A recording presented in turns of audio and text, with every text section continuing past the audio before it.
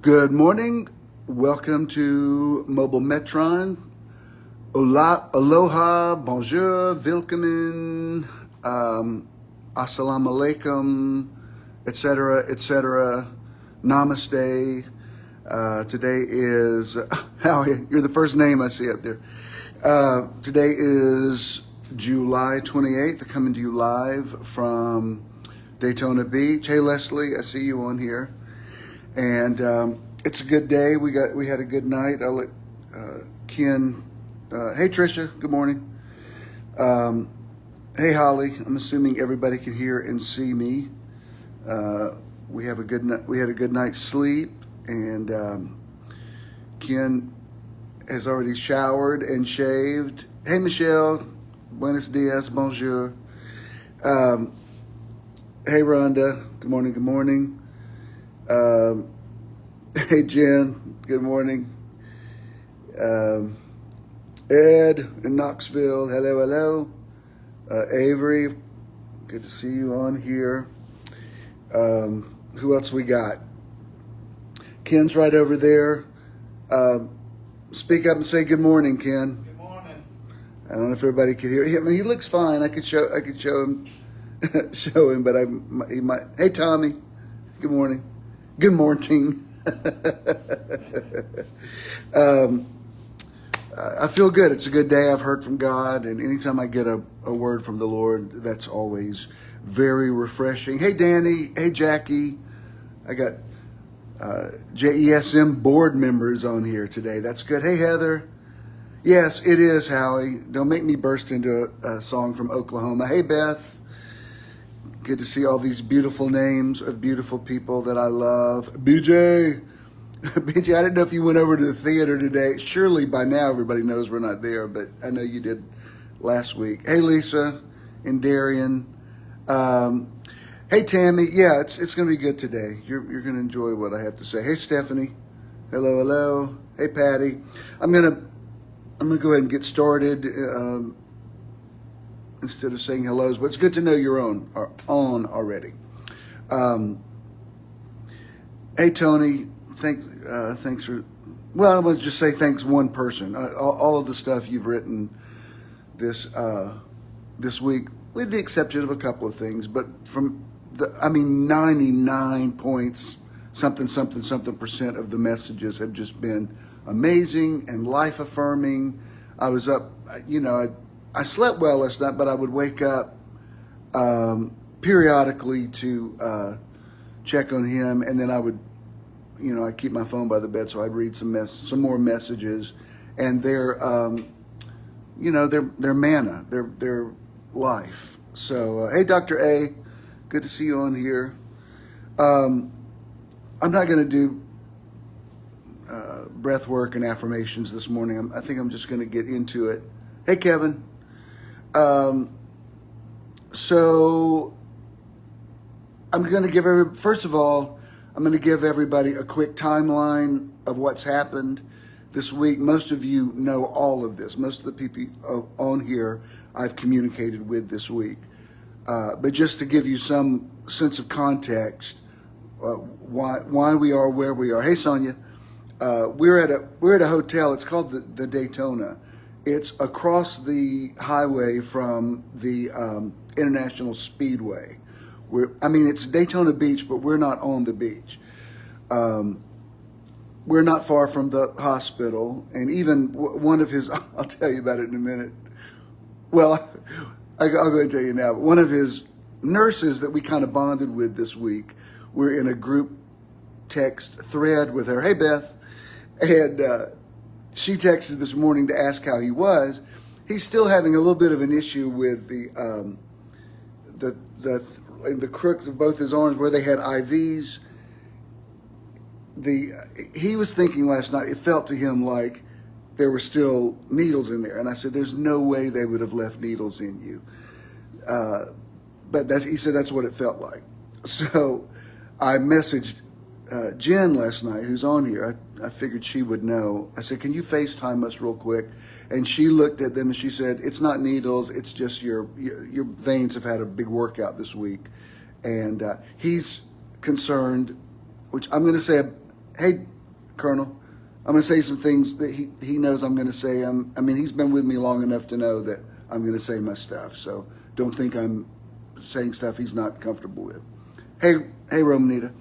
But, I mean, he's been on heparin, blood thinners all week. And he said, I just have this feeling like I'm going to take these off and start bleeding out. I don't want to do that. So last night, Jen said, she confirmed it. She says, no, you're not going to bleed out. Just, but you know, they'll probably fall off tomorrow. So this morning, this adorable nurse that we had a lot of interaction with this week. I mean, we kind of became friends with her. I told her, I said, Amanda, let's marry you and let's be a throuple. But anyway, today she was back at work, and Ken, will you text my mom and tell her that I'm online right now? I can't.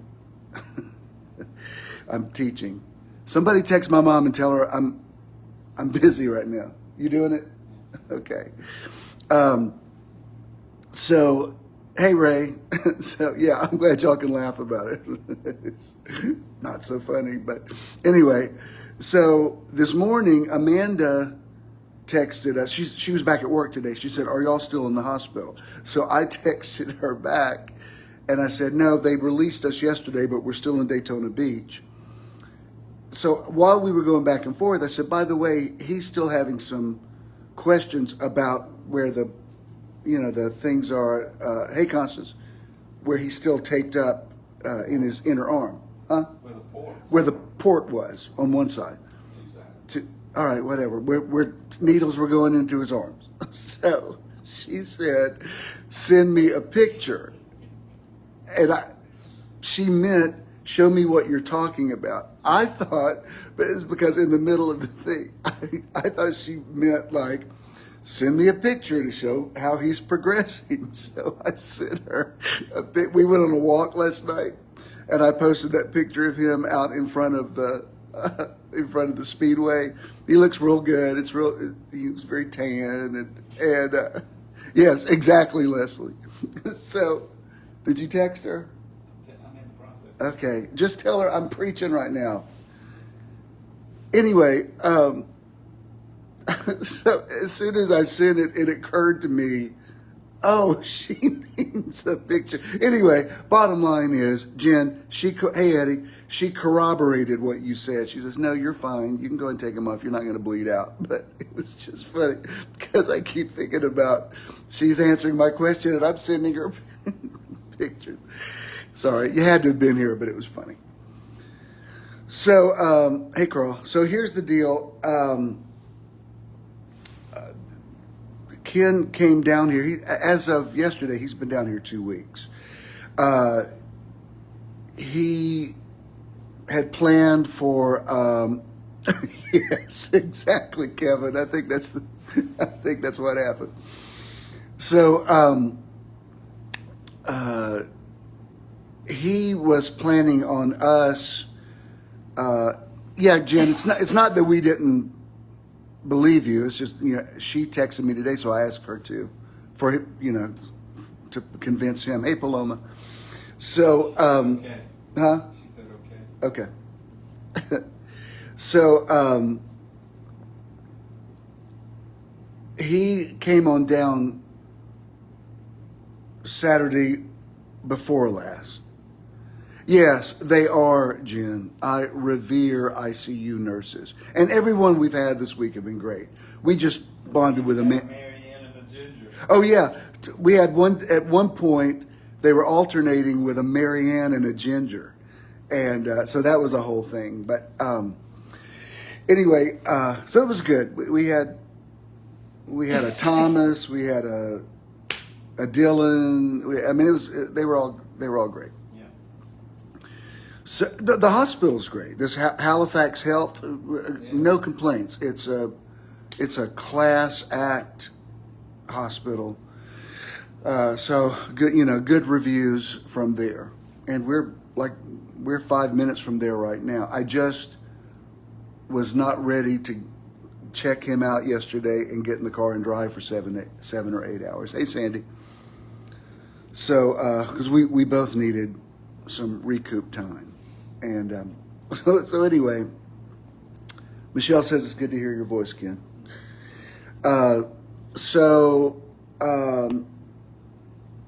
He came on down Saturday before last. I waited and did Metron the next day. And then Monday. I drove down to be with him. It's a place. When he was little, his uncle had a motel here in Daytona, and they used to come every year. And he's got a lot of memories about it. And that place isn't there now, but the place where we stay is basically on that spot. So that, I get it in that sense. It's the way I feel about certain spots in Atlanta. They're like holy ground to me because they just have so many important memories, and so I get all that. Anyway, I came down Monday. He was waiting for his boys to come. Nathan came down Tuesday. Is that right? With his girls. Nathan's his older son. With brought his granddaughters, Addie and Emily, and we were expecting his son Brandon and his wife Kinley to come down the next day, and but Brandon had work issues he couldn't get out of. He was trying to make it work, and we just couldn't do it. So it was fine. I had with Nathan and his girls a good couple of days, and that was great. Got to bond with them more. And then I had to come back Thursday for something.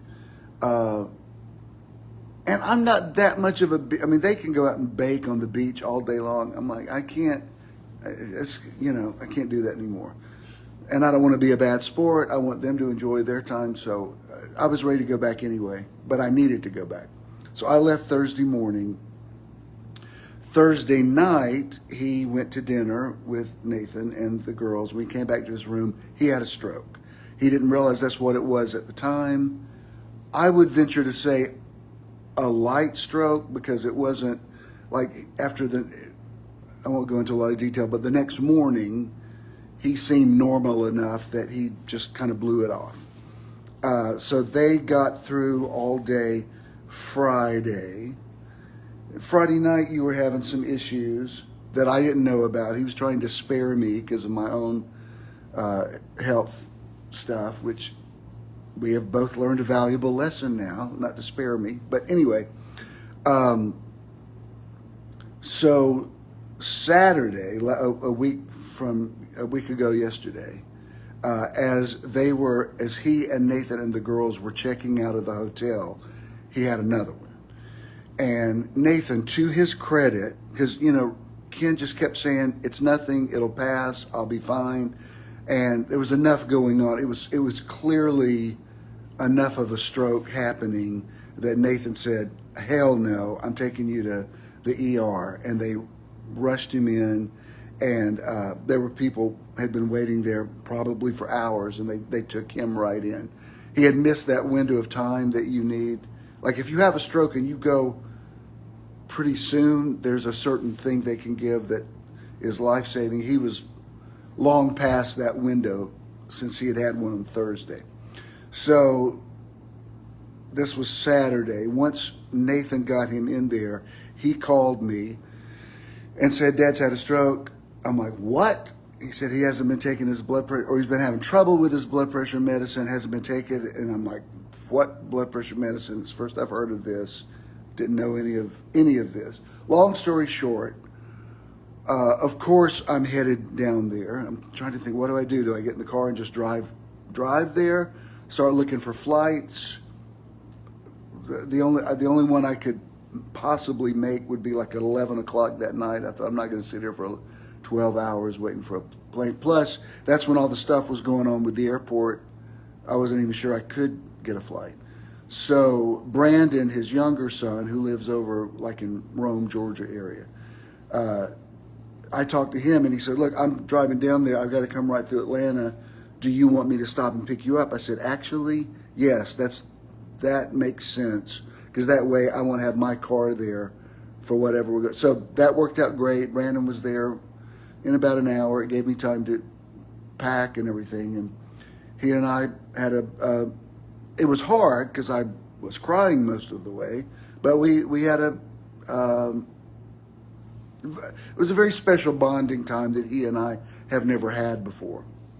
I mean, they've been my stepsons for a decade, but I only usually see them at holidays and stuff. Anyway, we got here Saturday. I spent the night in the ICU room Saturday night and Sunday night. Monday, he was better enough, improved. That's when I had posted that first picture of him doing thumbs up, and the droopiness of his face had gone. His smile it didn't look crooked. He didn't seem to have any issue. The usual stuff with strokes. He didn't seem to have any of that. So I'm like, okay, we've gotten through this. And so after I spent 2 nights in ICU, by the third night, I thought I've got to actually lay down and sleep. I mean, I can't do a third night without sleeping. So I went to a hotel. That puts us up to Monday. I came back Monday morning. Everything was good. This is Tuesday. Tuesday and Wednesday are a bit of a blur to me. It was either Tuesday. We're not exactly sure. We keep talking about it and can't remember what was what. But he was getting better. He got up, walked around.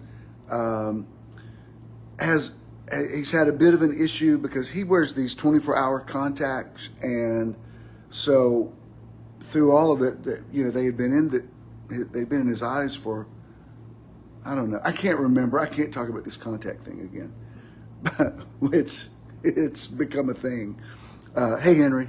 But bottom line is, have you ever had one of those feelings where you think, this is so great, everything's going really good? Not that you want to say it's going too good, but you're like, I grew up with that mentality of like, don't talk about the good stuff too quick because the devil will hear you and try to prove you wrong.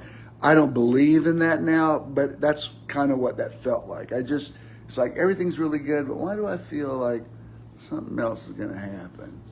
And sure enough, it did. He was sometime that afternoon standing in the bathroom trying to deal with his contacts again. And I walked in there and said, you sure you feel okay? You're okay to stand up and do this? And he said, yeah. And I said, I hope I'm not making you nervous by standing here, but I just want to make sure you're okay. And his hand started shaking, and he kind of slumped against the wall. And the next thing I know, it just happens that Amanda, she's just now quoting it. Yeah, see, I can see when I'm talking. I can see when text dropped down. But they don't know. Oh, it's funny. She says, LMAO, it's okay to see him progressing too. Okay, good. So they can't determine if it was a third stroke or if it's what they call a TIA. But whatever it was terrifying. And quite frankly, I thought we lost him. I don't want to bring up negative stuff, but it was terrifying. I mean, I'm screaming in his face and watched him go blank and his eyes dilate, and it was what it was. Thank God there were people who came in and started working with him immediately. It put us back to what they call baseline. So he had to lay flat 24 hours again. The way when you've had a stroke, at least the way it worked here, everything is incremental. You lay flat at a certain point. They give you some ice chips to make sure you can swallow them. If that works, they start working you up, a piece of a cracker, a little by little. So we had these couple of good days, and then we had this big time scare, and we were kind of back to square one. Most of y'all know this, but some people still don't understand why certain people were here. During this time, his brother and a friend drove down here. They were also here too. I don't remember what days they were here, but it was very helpful to have them here. And he and Rand got to catch up because they haven't talked a lot in recent months. So that actually turned out to be a blessing. You know, it's interesting how in the middle of a crisis, good things still happen. I mean, it's amazing how little, including, you know, he wanted all of his family down here. And I thought, well, you got everybody down here. Everybody's here. You got both your boys here. We didn't want to come this way, but anyway. And he's always said that he wanted to stay 2 weeks in Daytona instead of a week. And I told him, I said, well, you have now. You're 2 weeks plus. So that was quite a test of faith, but we got through it.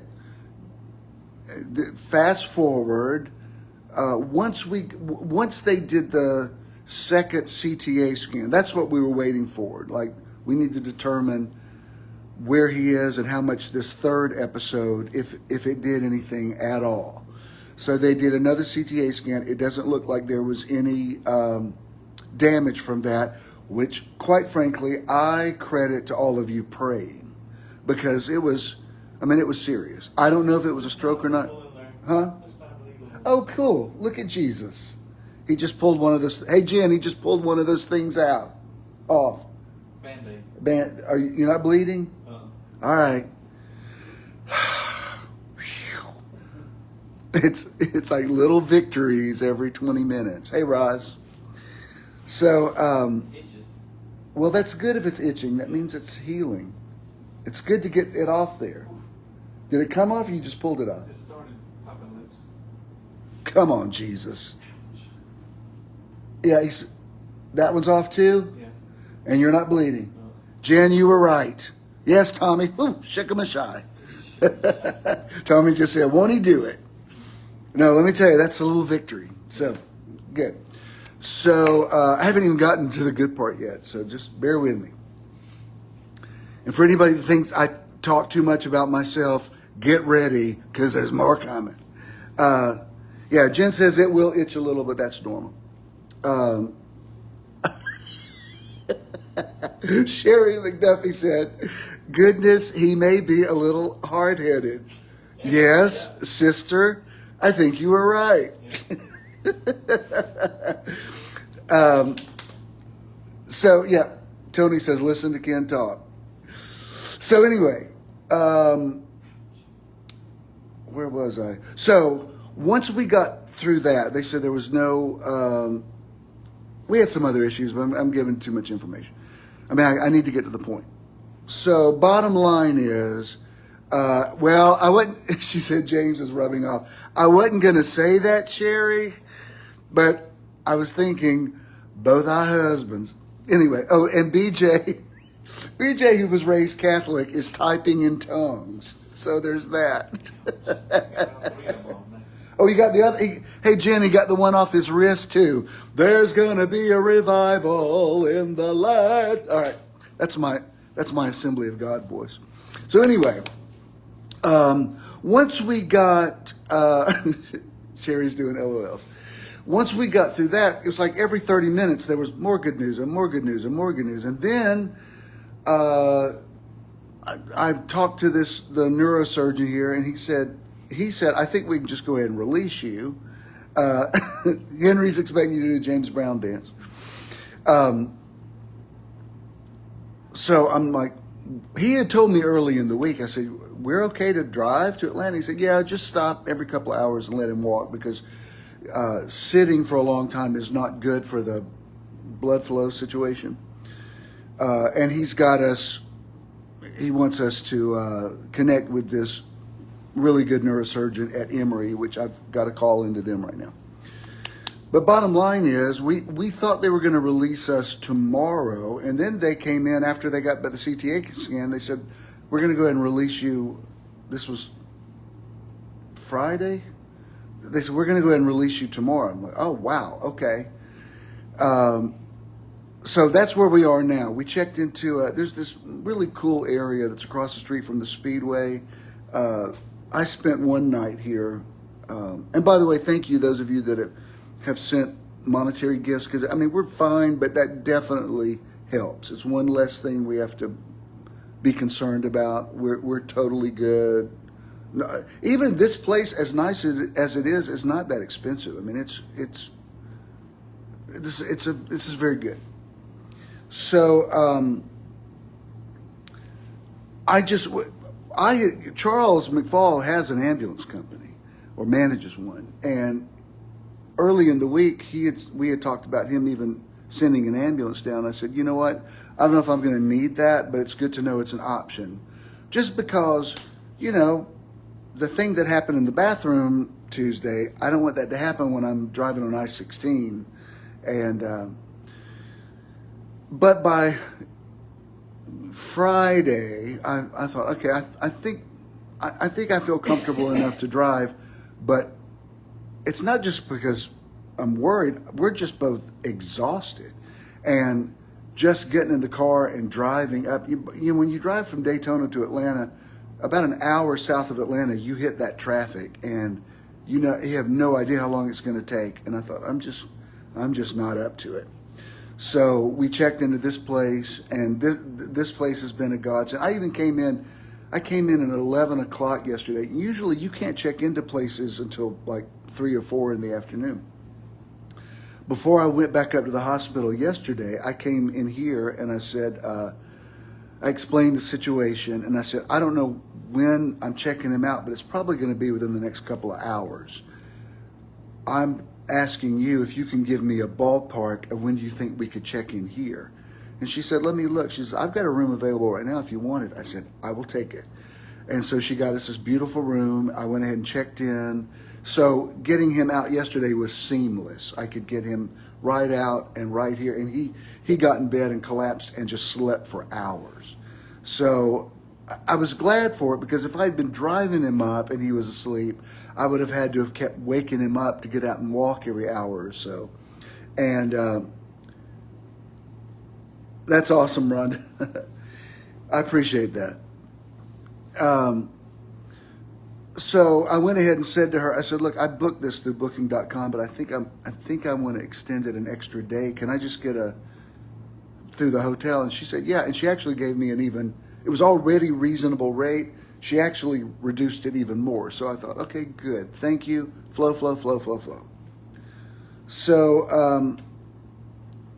I'm going to talk about what happened last night, but let me give you my sermon part, for lack of a better term. So let me read you this scripture real quick. Some of you know part of this story, but you don't know all of it, because I didn't know all of it till this morning. John chapter 3. Yes, it is blessing on blessing, Sonia. The whole week has been like that. Hey, Ernie. Okay, John chapter 3 is the story of when Nicodemus, who worked with the Sanhedrin court, he was part of the Jewish religious hierarchy that did not believe in Jesus, did not want to be associated with him.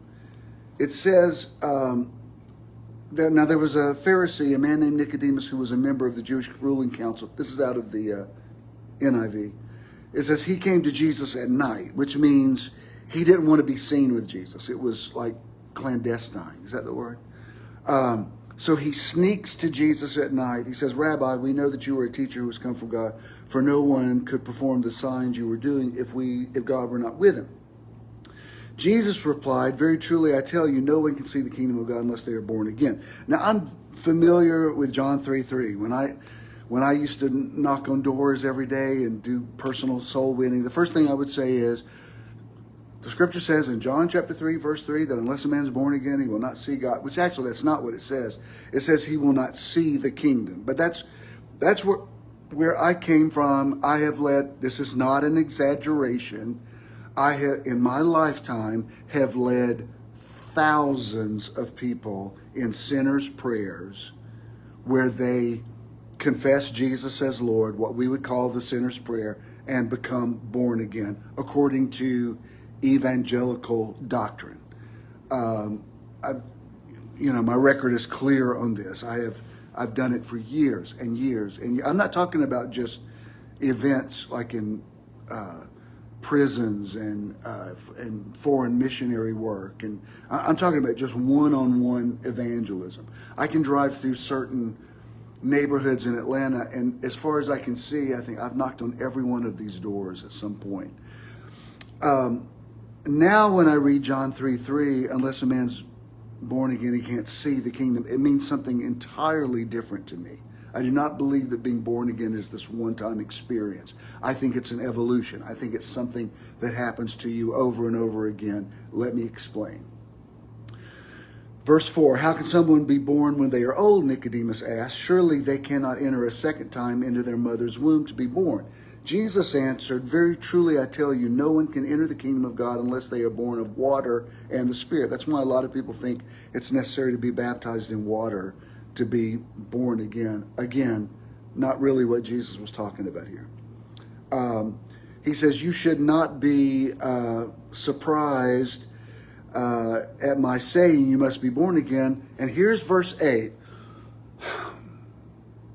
Here's where the anointing is for me today. And I don't think this is an exaggeration, but what I'm about to say to you, as I say this verse of scripture, I think it's safe to say that I've never felt the presence of the anointing of the Holy Spirit stronger than I am right this minute on this verse I'm about to say.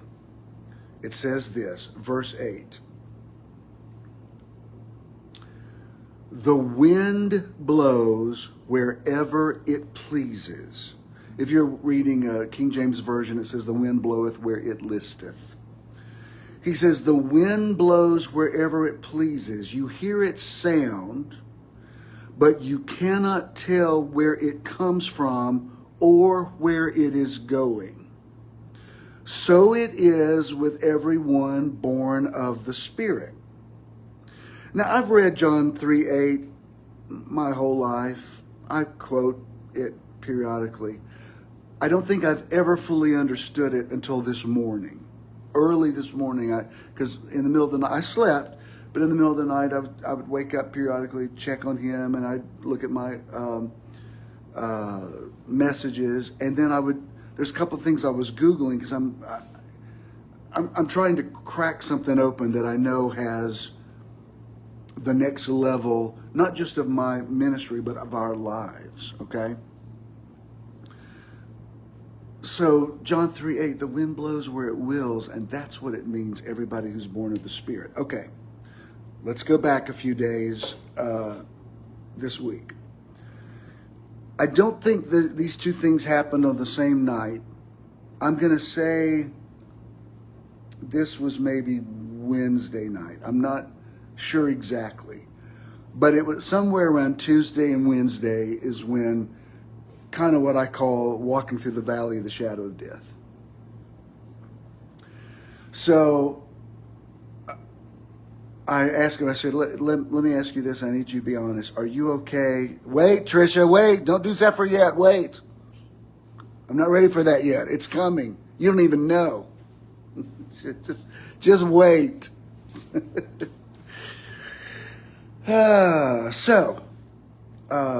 I said, tell me the truth. Are you okay if I don't spend the night here? Because I don't think I'm going to be any good to you if I have a stroke.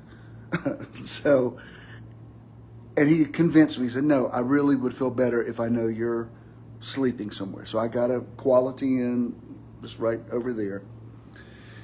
And when I came out, if you've ever been in a situation where you're being challenged in everything you believe, and the other night when I did a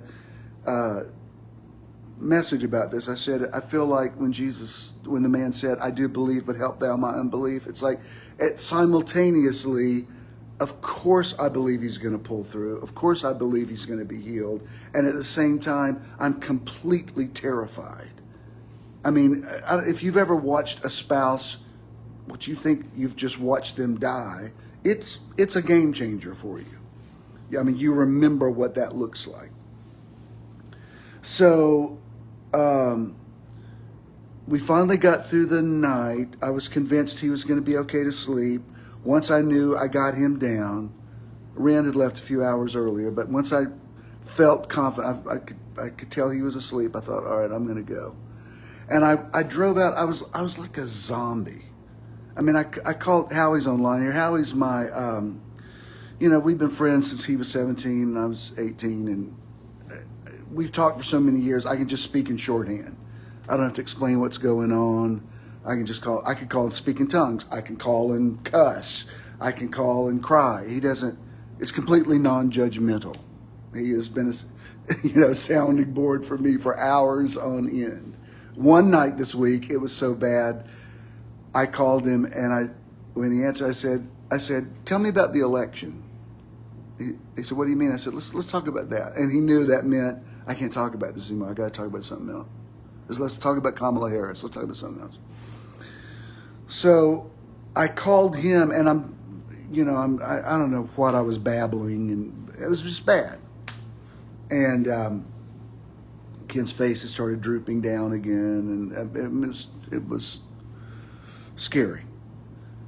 And I'm talking to him, I'm crying, and I said, Howie, I got to go. I don't even know where I am. I'm driving. I'm just aimlessly driving around. I said, this is getting dangerous. For one thing, I need to find something to eat. I haven't eaten all day, and I'm starting to feel insane. I'm sleep deprived. I'm stressed out. I'm hungry.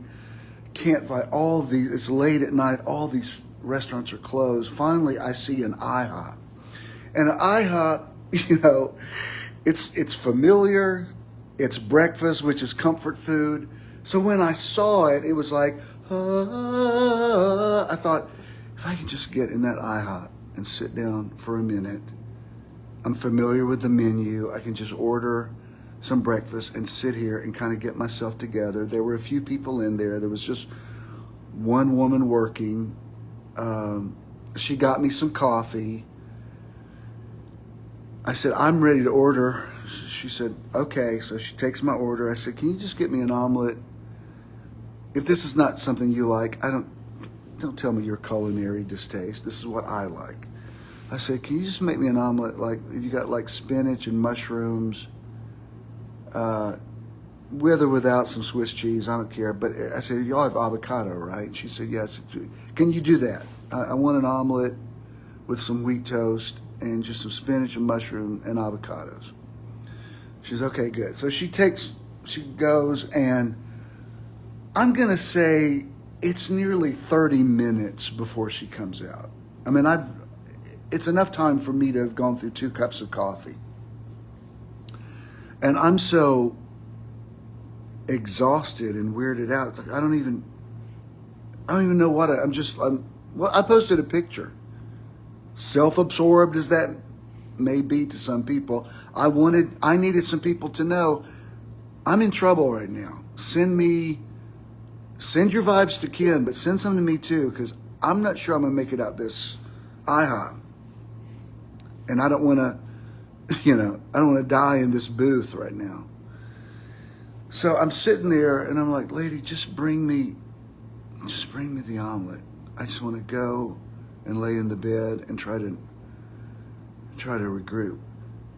She comes out and she says, I'm sorry, we're out of spinach, we're out of mushrooms, we're out of avocado. I said, you just now found this out? I mean, 30 minutes later, you realize the stuff that I ordered. I mean, it's like, I know that doesn't sound like a big deal right now, but it was just like, when she said that, I thought, well, that's it. I know it's first world problems. I know there are people in the world who have situations much worse. I'm just saying, for me, at that point, when she said, we don't have the stuff that you ordered, I said, you know what, let me just pay for this coffee and go. I'm just going to find a convenience store and get something. I can't wait any longer. Again, it may not sound that bad right now, but it was bad the other night. And she said, she looked at me, she says, wait, please don't go. And she says, just give me a minute. She goes in the kitchen. I don't know how she did it. She came out with an omelet that had spinach and mushroom and avocado in it. And I said, I thought you were out of this stuff. She said, don't ask any questions. I don't know if she took somebody else's order. I don't know what she did. But you know how when you're at that place when you're just like, God, I know it's just some eggs at IHOP, but I just need to know. I don't even need a big miracle right now. Just send me something, just something. And when she said, she says, don't ask any questions. It was like, at the time, it's like light at the end of the tunnel. You know what I mean? When you're just about to give up, something, just the tiniest little thing. Honestly, I'm not even sure I could have processed a big miracle. I just needed something little, just something little, something little. Well, exactly, Jen. That's why Jesus said, there's not a sparrow that falls that your Father doesn't see it. Exactly. It's like Jesus saying the very hairs on your head are numbered. Minutia matters in times like that, especially. So when I got that omelet, Tommy says, ooh, Lord, I just threw my hat in my hanky. Tommy. Somebody called the nurses to take Sister Tommy out. Anyway, that little thing just got me through the night, okay? So, and I was also, Jesus omelet. There was also everywhere I was going, I was posting pictures everywhere. Even when I got to the room, I looked across the street and in front of the Speedway, it's got that big sign that says feel whole. And I thought, yes, it's like when your antenna is out, you start hearing. So everything, even the next morning when I got up, the next morning I got up and I was getting ready to go back to the hospital. And sometimes I'll just say, hey, Siri, play my playlist. And it's on it's shuffled. So I've got thousands of songs on there. I never know what's going to come up. And the first thing that came up, I didn't even remember it was on my playlist. It's from The Wiz. And it's when Dorothy sings to the lion, be a lion. And, the end of the song, it's like a prophecy, She says, you're the greatest lion of all. It's like she's, Diana Ross from the 70s is just belting out this prophetic word. And, yes, exactly, Shay. And which, by the way, I can't even get into the story with your mom this week with the painting. That's a whole other thing. I don't even have time, but that's like a side miracle I don't have time to talk about. But, I'm sitting there shaving and crying, and with every time she sings another line from Be a Lion, Be Strong. I mean, go listen to it. You'll understand what I mean. It was just like, yes, I'm a lion. I can handle this. We're going to get through this. And I'm just going to tell you that was very synchronistic, Shay. Absolutely. I don't think any of my listeners will misunderstand this. I got nothing against worship music. Worship music in times like this is not, that's just not where my head is at. I'm sorry, it's just not. I have to listen to songs that resonate with me for different reasons. I think some of you will understand. Now, one day this week, I really thought about the old hymn, Love Lifted Me, because I could feel that. I could feel all of your prayers lifting us up. And then another day, the next day, you said, I keep thinking of the song, Leaning on the, Standing on the Promises. I said, did y'all used to do that in the Methodist church? And he said, yeah. I said, well, then that's your word for today. So I love old hymns and stuff, but it's just not, for me, Diana Ross singing, I love Broadway. Her singing Be a Lion, that was my prophetic word, So this is what happened the next night. Long day, but things are better.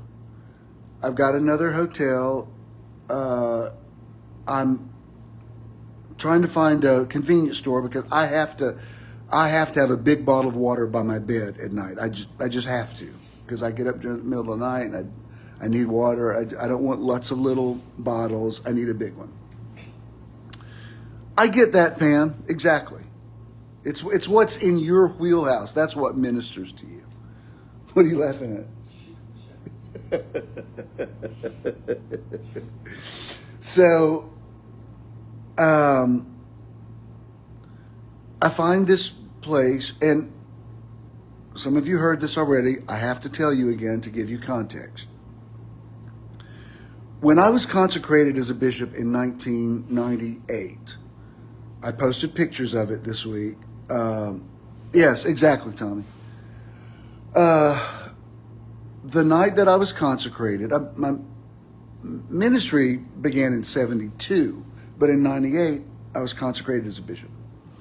The night I was consecrated, I remember Dr. Mark Hamby, who spoke that evening, took the microphone and he said, I just want to say something. He said, a zephyr from God just flew from this place, through this place. And those of you that were there that night, no, it sounds like a simple statement, but it was just like, it was like the day of Pentecost. When he said it, it's like the power of God just washed over that whole place. I was there, my uncle, his daughter, my cousin Beth is watching right now. My Bishop Paul was laying hands on me. My dad was there. Debbie was there. We were married then. My kids were on the stage. And I remember when he said it, I wasn't totally sure what a zephyr was, but I knew he had just said something that was very powerful. So all these years, you know how when I use the word neuropath, a neuropath is a thing in your brain where one thought always makes you think another thought. Like I can listen to, like some song will come out from the 70s and immediately every time I will think about who I was dating then and what year. I mean, memories are connected to those paths. And some of them, you've thought those thoughts for so many years. When you thought those thoughts were, everybody just hold on in the comments for a minute. Listen to me right now. 'Cause I need y'all to get this part. Just hold the comments for a minute. Because I don't want to get distracted and miss something that I mean to say. Some of those paths, you thought those thoughts for so many years that just boom, boom, boom, you think of them every time. So anytime I've ever seen the word zephyr, like for instance, Lincoln had as a matter of fact, the car I had before was called an MKZ. And the Z is for Zephyr. It's what Lincoln they used to have as one of their sedans. So anytime I've ever heard the word Zephyr, I just automatically think of Mark Hamby standing up in 1998 saying, a Zephyr just flew here. There's no significance to it. It's just, I think of it every time. When I went to college in Lakeland, Florida, there was a community close to Lakeland called Zephyr Hills, and they're known for springs. Some of you may have bought Zephyr Hills water. That's where that comes from. So over the years, when I ever buy a bottle of Zephyr Hills, again, I think Mark Hamby, Zephyr, I just think of it every time. Again, no significance, no meaning. I just think of it every time. So the other night, it was a better night than it had been the night before, but I, again, was exhausted. Stopped at they have a chain of convenience stores. It's called Wawa, and I went in there, and I picked up a couple of. I couldn't find a big bottle. They had a couple of smaller Deer Parks, so I thought, that's fine. I'll get 2 or 3 of these, and then I looked across the room, and there was another case they had where they had Big Waters, and I thought that's what I want. So I went and put the Deer Parks back in, and I go find, that's this big bottle. It'll say it backwards here, but it says Zephyr Hills. So I got it out of the case, and I'm looking at it. And again, I'm so tired, I'm just kind of like standing there. I'm just like in a fog. And I looked at it, I thought, Zephyr Hills, Zephyr.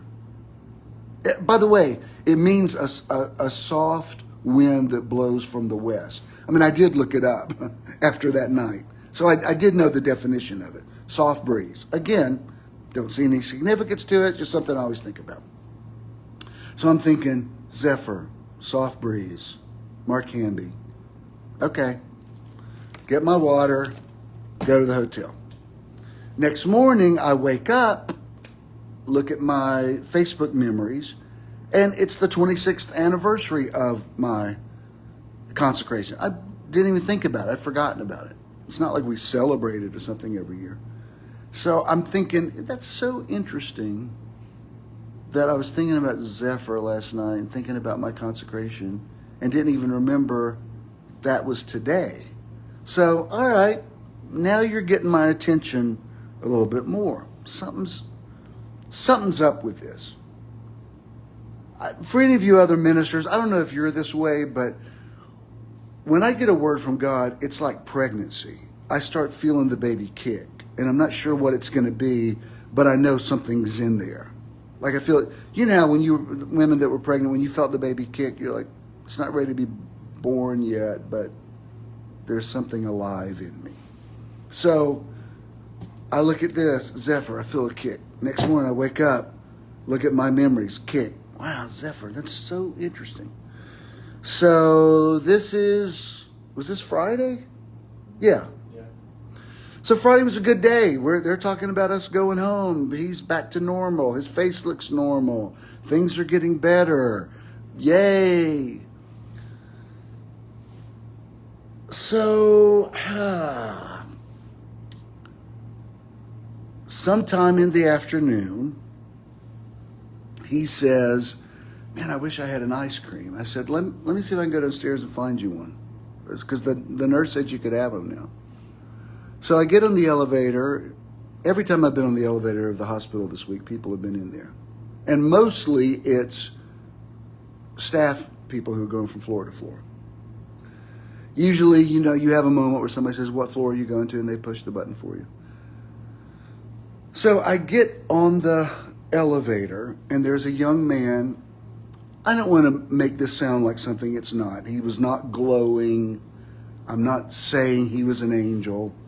I'm just saying he just looked like a young, sweet, young guy. Young white guy, curly hair, just kind of sweet disposition.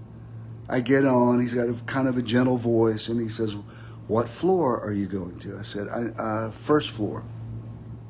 So, hey, Robert, I'm glad you're on for this part. So he pushes the button, and when he turns and faces me, I see his name tag. His name is Zephyr. Zeypher.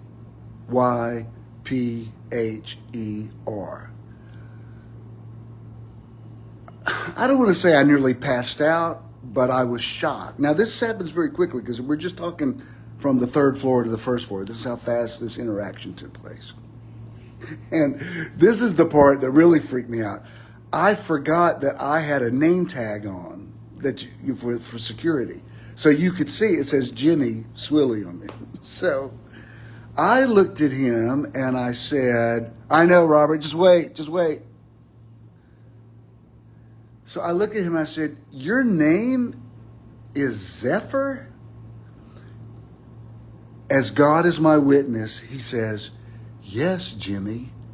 Zephyr means a soft breeze from the west. And I mean, I nearly felt like I was about to fall out. And I said, first of all, I'm thinking, how the heck do you know my name? It didn't occur to me like, oh, he read my name tag. Because that was really wigging me out. You know my name? He goes, and let me say this also. We had 2 male nurses this week. All the men on the staff, at least that I saw, all wore navy blue scrubs. This guy had on, they're kind of like light neutral colored scrubs. Again, I don't want to make it sound like he was glowing or something. It wasn't like that. He just looked significantly different from the other men that I had seen working there during the week. So he says, yes, Jimmy, zephyr means a soft breeze from the west. So I said, yeah, I know. Actually, that word's very significant to me, and I've never seen anybody with that name. Now, as I've been studying it since then, there was a Greek god named Zephyrus that I guess that's who he must have been named after. We didn't have time to say any of that. I'm just saying, in a few hours, I keep hearing the word Zephyr, Zephyr, Zephyr, Zephyr, Zephyr, and then this guy turns and his name is Zephyr. So I'm just like in a daze walking back to Ken's room. And when I got in there, a male nurse was attending to Ken. His name was Thomas. He has on navy blue scrubs. And I said, Thomas, let me ask you something. I said, do you know a guy on staff here named Zephyr? And he says, Zephyr? That's a name? I said, yes, apparently. It's an unusual name. Well, exactly, Sandy. I know you get this. So he said, no, I've never heard it. He said that, but he said it's a big staff. He said he might be maybe he's from another hospital. I said, well, he didn't have on scrubs like you've got on. He said, I don't know. And he wasn't that intrigued by it. He was just like, no. I could tell, like, I don't know, what are you talking about? Which his response made it even stranger for me, because I thought, what the heck is the deal with this guy who may not even be from this building? I don't know. So last night, I know something's up with this, and I've posted a little bit about it. You saw the video that I posted. It was in response to that video that somebody wrote me and said, stop talking about yourself. I'm like, oh, ouch, that was painful, but okay. So we get into the room last night, and everything's good. I'm sorry I'm going to tell this, Ken, but I have to tell this for the sake of whatever. We had a good day, but after he woke up, I said, do you feel like walking downstairs to get something to eat? Because he hasn't walked very much yet. He said, yeah, let's do that. So he goes back and tries to deal with this contact thing that he was dealing with the day that he had the stroke or TIA. So it's like deja vu. He's standing there at the sink. I said, you sure you're okay? Yes. I'm standing there in the bathroom watching him. Again, it looks exactly like it did Tuesday. He kind of starts slumping over. His hands start shaking. He turns and looks at me. He says, is there a chair? Well, I get this chair that I'm sitting in and running in there. And I thought, good God, it's about to happen again. And I don't have anybody here to call. I said, I'm sorry, I know he's a sweet man. I'm sorry I yelled at him. I said, forget about the damn contact lenses. You are scaring the crap out of me. So we got through it. I'm sorry, that's what I said, except I didn't say crap. We got through it, went down and had dinner, fine. There's a Ben and Jerry's down there. Do you want to walk down the stairs and go get that? Yes. Are you sure you're okay to walk that far? Yes. He said, I want to walk and look at the Speedway. So we walk up there. The picture that I posted last night where he looks real handsome and his legs propped up on the thing, you see the fountains in the background, that's where we were. And, it's hot here in Daytona. And most nights when you go out, it's still 100 degrees. I mean, it's unpleasant to sit outside. But last night it was overcast and it was cool enough that we sat outside and ate and it was fine. And I'm watching him walk across the grass because I've just had, frankly, well, I'm just saying, Rhonda, somebody said they think it was his, okay, I think I'm back. It disconnected for a minute. I think I'm back.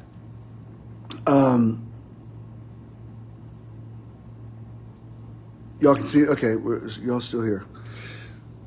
So, the little thing that happened in the bathroom last night was a bit of a scare. Because I'm like, is this the new normal? I mean, I just can't stand and watch him every minute, and we can't, this isn't going to work. Thank you, Jen. And I don't know, what would you say the tip was last night we were out there? I mean, it felt like 75. That's what I was going to say. It was like 75 degrees last night outside because it was overcast. And as I'm walking and I'm watching him walk ahead of me, I said, let me take a picture of him in front of that fountain. He's walking ahead. And I had just been shaken by what had happened about an hour earlier. And I felt this gentle wind blow. It just a gentle wind. And immediately I heard, yes, Jimmy, a zephyr is a gentle wind from the west. Thank you, Sherry. And when I heard that, or when I felt that and heard that in my spirit, I thought, you know what? You're right. You're right. I'm not going to be freaked out about this. And that every time I specifically feel a gentle breeze, it's going to remind me. Every time I feel a zephyr, it was like that gentle breeze just came and kissed me on the cheek and just said, stop worrying about everything. I mean, I just hear that guy's voice as clear as a bell. Yes, Jimmy, a zephyr is a gentle wind from the west. And I got a grip again. I thought, you're right. Thank you, strange man in the elevator who may or may not have been an angel. So I get back this morning. I wake up, Ken's still asleep. So I'm Googling, what do west winds mean? Why? Well, thank you, Elwood. Why is it a gentle wind? And why is it a wind from the west? What does that mean? Well, I start Googling it, and there's all these articles about west winds. I've never even thought about it. Not even since 1998, when Mark Hamby stood up and said, a zephyr just blew through here. I'm like, okay, I'm getting it. It's taken you for a while to get this to me, but I'm in this gentle breeze tonight, seeing him walk across that grassy area. I felt the wind say, the wind blows where it wills. So is every person who is born of the Spirit. I told him, before I read this to you, I told him today, I said, let me explain to you what this means. I said, we were completely blindsided by this. And that's what happens in life. Some wind blows up that you were not expecting. If you had said to me 3 weeks ago, or two weeks plus from now, you'll be in Daytona Beach 2 weeks from now. No, it won't. A wind blew up from somewhere that brought something completely unforeseen. And all you can do is adjust your sails and learn to get your head around what the new normal is, which is why you have to be born again. If you're not born again, you'll go with old information. The wind blows where it wills. You have to get new information. You have to be born again. You have to be born of the water of the Spirit. The water has to wash away an old mindset because you've got to learn the new normal. You've got to learn a new way to think about a thing. I don't want to get in the weeds on this, but several people have messaged me about, what do you think about the drag queen Last Supper? And I'm like, I'm so tired of arguing. It wasn't the Last Supper. Somebody cropped that picture and made it look like 12 disciples. It was a celebration of Dionysus and the Bacchanalia, the blue man. It's in Greek mythology. He was the god of wine, and his festival was very similar to the Last Supper. I've taught about that, how much the Jesus story is similar to the story of Dionysus and Horus. Most of y'all know all of this. And Robert, I put a comment on your post last night, and somebody started arguing with me today, and I thought, the last thing I have time for this morning is argue about drag queens. deleted it because that's not what it was about. So it was some drag queens at the end of a runway. The woman's head was Marie Antoinette. People are so ignorant of mythology and French history, they have no idea what the hell they're talking about. And I see all these people this morning going, that's my Jesus. I'm like, you're being an idiot. It wasn't Jesus. And furthermore, if it was, if the guy who did that installation said, I want to do a drag queen version of the Last Supper, I'm going to tell y'all something. Jesus wouldn't be nearly as upset about it as some of y'all are. I mean, Jesus said, if you've done it to the least of these, my brethren, you've done it unto me. I would assume drag queens would be somehow included in the least of these, my brethren. I don't care if y'all want to argue about the way that guy cropped that picture and made it look like, which, by the way, that was Leonardo da Vinci's version. Leonardo da Vinci was gay, of all of the Jesus and the 12 disciples sitting and facing forward. That's probably not even what it looked like. But again, if y'all want to argue about that, I'm sure a lot of pastors today are going to make a lot of money off of that and raise big offerings to stamp out all the woke generation. Y'all need to choose better battles, because you're fighting about something that's not even what it was.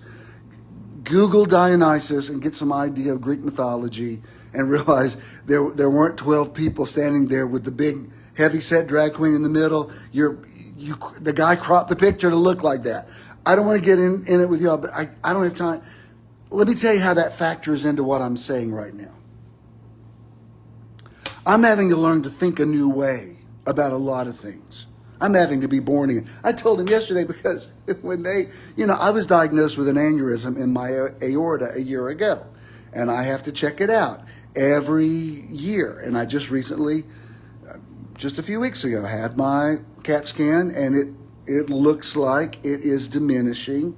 Initially, it was at a 4.5. Now it's at a 3.9. If it gets to like a 6, you just instantly die. So I've had my own journey, which is one reason he didn't want to tell me about his blood pressure issues. And now, when my first report that I did about him, they said there were three blood clots, 4 blood clots, 3 in the head, 1 in the carotid artery. They have updated that information. 2 of them are no longer there. 1 is still in his brain. The other on his carotid artery is an aneurysm, which, as the nurse explained it to me, she says in an artery, it's like when a water hose is pinched and the flow can't get through. And she said it very likely could straighten out on its own. So I told him yesterday, I said, you just couldn't let me have an aneurysm on my own, could you? You had to get one too. So now we both have them, which means we have to think a new way. The good thing about a zephyr from God is when you need new information, you need to be born again. The way I've explained, I already said this to Tim earlier today, but the way I've explained being born again in years past, I've said, I was 9 years old when Six Flags over Georgia opened. It was such a big deal to me. I wanted to go so bad. They were running commercials for it, and I remember that year, 1967, our little youth group from Church of God in Bremen, we're going to go to Six Flags. Oh my God, I've never been more excited in my life. I got dressed and sat on my bed all night long. I never even went to sleep. I just couldn't wait to go to Six Flags. And when I got there, it exceeded expectations. I loved it. And all those years that I went, I loved it. And when I had kids, I took them, and I didn't love it as much, because once you're the dad and you're the one paying for everything and yelling at kids, it's more about them. Then over the years, even when Ken and I first got together, we even went, they had a LGBTQ days, and we went there to support the community. And the last 5 or 6 times I've been to Six Flags over the years, I've said, this is my last time coming here, because it doesn't feel or look at all like it did to my 9-year-old self. So for me to enjoy Six Flags now, I would have to be born again. I could not see it as a 66-year-old man, because that to me is like, you couldn't pay me enough money to go stand in those hot lines and get on rides to jerk my neck. I mean, like, there's no way. I mean, that would be hell to me now. It wasn't hell when I was 9. So my point is, you have to be born again to process new information. Unless a man's born again, he can't see the kingdom of God. He'll see Christianity. He'll see conventional Christianity. He'll see drag queens at a table and get outraged by it, and he won't even understand that. So what? Even if it was, that's not even what it was, but even if it was, I promise you, Jesus would say, y'all take a chill pill. I tell you what, if people would actually just do, followers of Jesus would just do what Jesus asked them to do, like feed the poor and heal the sick and do that kind of stuff, and not spend so much time arguing on Facebook over stuff that's not even real, this world would be a better place. Thank you very much. So, I get up this morning, I'm reading all these articles, West Wind, and I don't even remember where this one came from, but I screenshot it. And this is what I read today, because I'm hearing, yes, Jimmy, a zephyr is a gentle breeze from the west. Okay, Holy Spirit's been trying to tell me that since 1998. This is part of the article I read today. Readers can see that the west wind has become a symbol of the Spirit. It represents the spirit of breaking the old world and the pursuit of the new order. The west wind is not only the wind in nature, but also embodies the revolutionary storm, which represents the irresistible force of the Spirit. I'm going to read that once again. And when I say this, I'm not saying this is exclusively to me. Y'all know how I've told that story over the years. There was a woman in my church. Her husband was a Jewish man that did not come to church. He owned a furniture store. We bought a lot of furniture from him over the years. One day he came to counsel with me about something, completely irrelevant, but he came to, and when he sat down, he said, I just need to tell you something.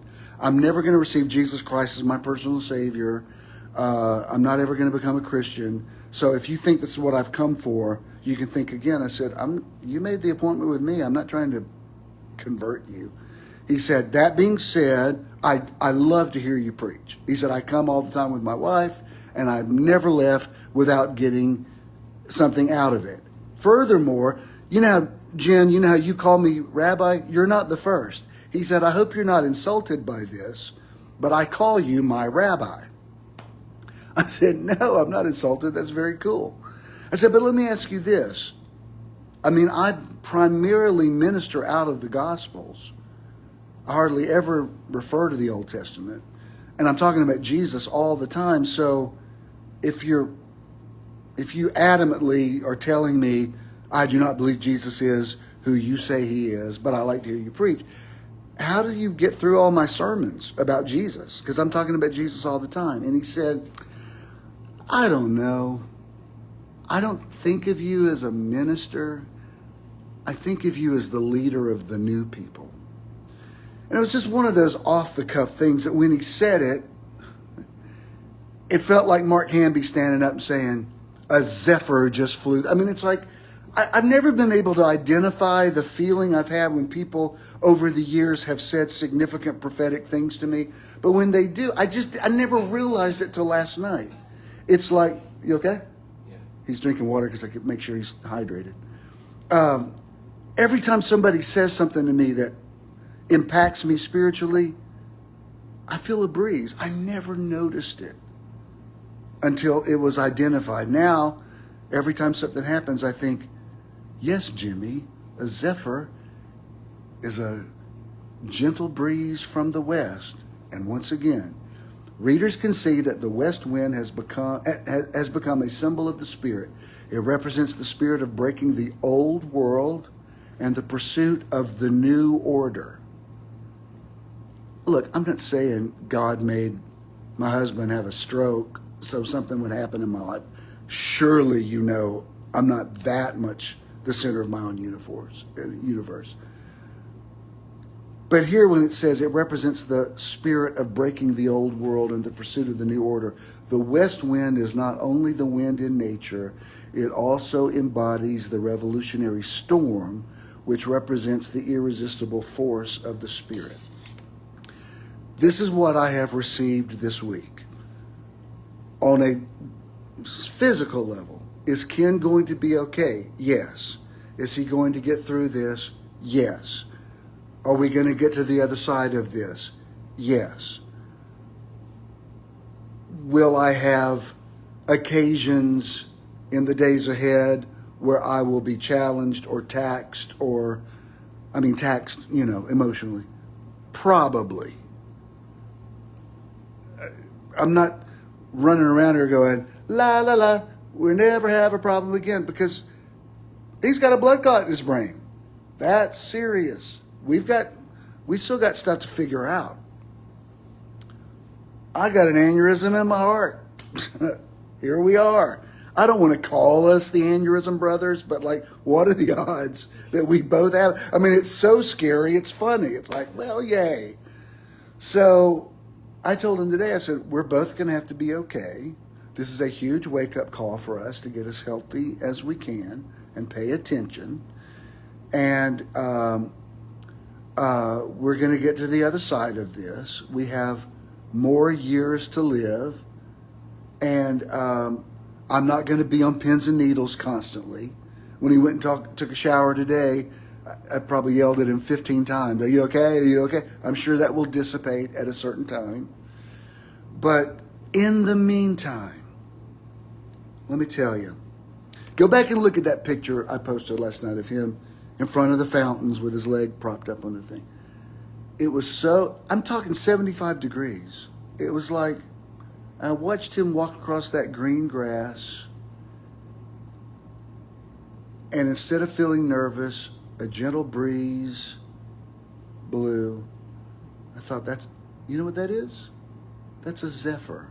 That's from the west, a little gentle breeze that just says, shh, settle down. Yes, Jimmy. A zephyr is a gentle breeze from the west. The wind blows where it wills. So is every person who is born of the Spirit. Never, I've preached John 3:8 1,000 times. Never understood it as much as I understood it today. The wind is blowing. Whatever you're going through in your life, if you feel like you're going to panic, just settle down and let the wind blow. You know, in John 20, when Jesus told his disciples goodbye, he said, receive the Holy Spirit. Whoever sins you, remit or remitted. Whoever sins you, retain or retain. And it says he blew on them. In the Genesis narrative, it says God, it's the Hebrew word nafach, N-A-P-H-A-C-H. It was like God blew into Adam. Nearly like he inflated him. It's like he held up this thing that was a body and blew into it. But I'm talking about something even different from that. Watching Ken walk across that field last night felt like we were in the field of dreams. Feeling that gentle breeze blow was a affirmation that everything's okay. I pay attention to zephyrs now. Yes, Dr. A, it brings what it wills. Exactly. You can't control it. You have to stay flexible. That's why we have meteorologists, because we always want to know what's happening with the wind. Tornadoes and hurricanes, all that's wind. And sometimes a thing can come in and blow your house down. And what you have to wait for is that moment of sanity, that moment of clarity, when you hear a gentle voice say, yes, whatever your name is, a zephyr is a gentle wind that blows from the west. I have more to say, but I've gone on too long now. This is the plan. Next Sunday, we will not be at meditation weekend number 23 on Jekyll Island as we had planned. I mean, in theory, we could still do it, but I'm not ready. He's not ready for that yet. Oh, are you a meteorologist? That's cool. Who's that? Gary Gray. Oh. So next Sunday, the plan is we will be at the Atlanta Theater. Next Sunday is Metron's 10th anniversary. It's going to be an important day. I plan on Ken being with me. I would like for you to see him. In fact, yesterday he said to me, you know what I wish we had? He said, I wish we could have like a praise and worship day. He said, couldn't you call like Chandra and Paulette? And he said, if you don't have money to pay people, he said, I'll give you some money. I said, no, I'm sure they would come do it. But he said, I just wish we could just have a day of just rejoicing on the 10th anniversary and that I've lived to see it. So I haven't pulled that together yet. I'm just putting it out there. I suggest maybe that you not miss next Sunday at the Atlanta Theater. I'm thinking it's going to be an exceptional day and that the wind is going to blow. That's all for now. If you want to support Metron, go to bishinthenow.com. It's easy. If you want to send me something, that's great. Several people have been confused this week because there's two PayPals. They're both mine. One says Jim Swilley, one says Jimmy Swilley. And but they're both mine. And I have Venmo and Cash App and Zelle. But we're good. We're prosperous. Many of you have given, and I can't thank you enough. It definitely has made this much easier because we were not expecting to be getting hotels this many days. But we're good.